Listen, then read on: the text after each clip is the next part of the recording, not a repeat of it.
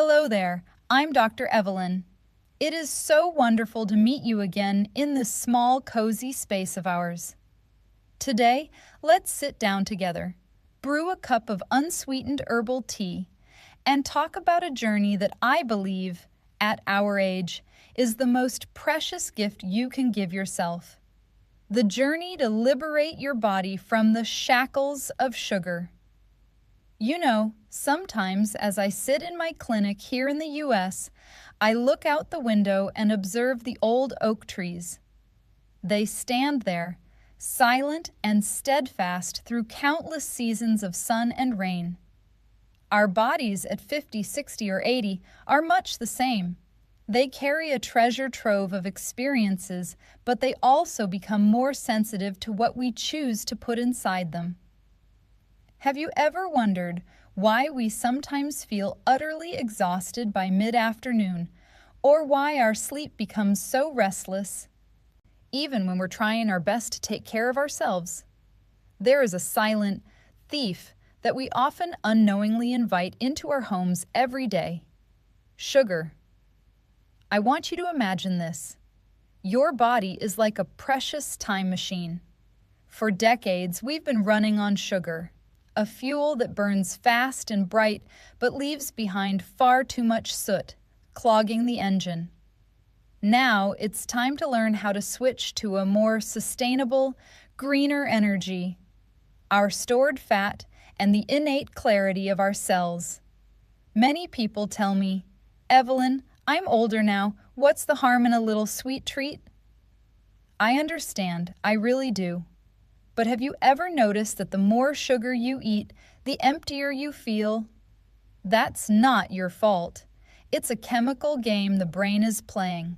Today, I'm not here to lecture you. I'm here to help you rewrite the script for your own health.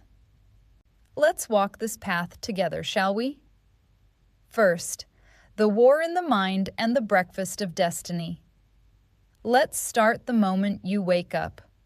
One of my patients, Robert, 68 years old, once told me he couldn't live without a slice of white toast with jam and a glass of orange juice every morning. He said it gave him the energy to stay alert, but the truth? Just 2 hours later, Robert would crash, feeling sluggish and reaching for the next cookie. You see, when we load up on sugar in the morning, we force our bodies onto a blood sugar roller coaster. It spikes high and then free falls. When it drops, the brain sends an emergency signal. I'm starving. I need sugar now.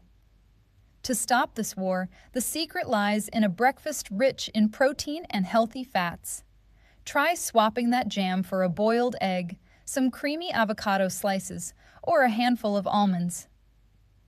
Protein is like a large, slow-burning log, keeping your inner energy warm and steady all day long. You'll be amazed at how those sugar cravings vanish as if they never existed. Second, silent companions. Minerals and bitterness. At our age, our ability to absorb minerals isn't what it used to be. Do you know why you crave chocolate? Sometimes your body doesn't want sugar. It's screaming for magnesium.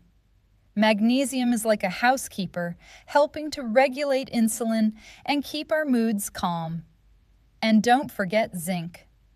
When you're deficient in zinc, your sense of taste becomes dulled, making you seek more sugar just to feel a kick. Another secret I often share on my channel is embrace the bitterness. I know it sounds a bit strange, but imagine the bitterness of kale, bitter melon, or a cup of green tea as the antidote to excess sweetness.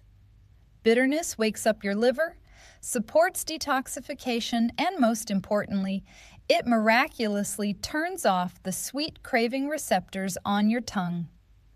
Third, listening to the body's rhythm. Sleep and stress. I want you to pause for a moment and take a deep breath. Are you feeling stressed? Here in the States, we live life at such a breakneck pace. When you're stressed, your body releases cortisol. This hormone pulls stored sugar from your liver into your bloodstream, making you crave sweets even when your stomach is full. This is when you need meditation, a walk, or simply to sit quietly and watch the clouds go by. And then there's sleep. A poor night's rest is a one-way ticket to the bakery the next morning. When you get enough sleep, the hormones ghrelin and leptin balance out, helping you say no to sugar without needing superhuman willpower. Fourth, warnings and practical habits. Now, let me share a few important notes. A sugar detox isn't a form of penance. It's a gentle transition. If you are an active person, remember that after eating, just 5 minutes of light walking is enough for your muscles to eat up the excess sugar in your blood. Don't stay seated after a meal. Stand up and feel the energy flow. If you get headaches when cutting sugar, don't be afraid. That is simply your body flushing out toxins and excess water. Add a pinch of mineral salt to your water or have a slice of avocado for potassium. Don't let an electrolyte imbalance stall your progress. A warning on artificial sweeteners. Many ask me about diet sugars. I advise you to be careful. They still trick the brain, keeping the embers of your sugar cravings glowing. Try to reconnect with the natural flavors of food. You'll find that even a simple apple can be incredibly sweet. My dear friend, this journey usually takes about 2 weeks before you truly feel the difference. The first 72 hours will be a challenge, like cleaning out an old house that's been abandoned for years. There will be some dust and fatigue, but please persevere. After 14 days, you'll notice your skin is brighter, your eyes are sharper, and most importantly, there's a clarity in your mind that sugar has been clouding for so long. You will no longer be a slave to those mid-afternoon hunger pangs. I want to close today's talk with a question. If today isn't the time to take care of yourself, then when is? You've spent your whole life taking care of your family, your children, and your work. Now please extend that same kindness to your own body. Remember, consistency is more important than perfection. If you happen to have a piece of cake, it's all right. Just smile and return to your protein at the next meal. I am always here to walk with you. Thank you for listening to my heartfelt thoughts. If this touched your heart, please share it with a friend who might also need this change. I look forward to seeing you in our next health conversation. I wish you a day of peace and pure, clean energy.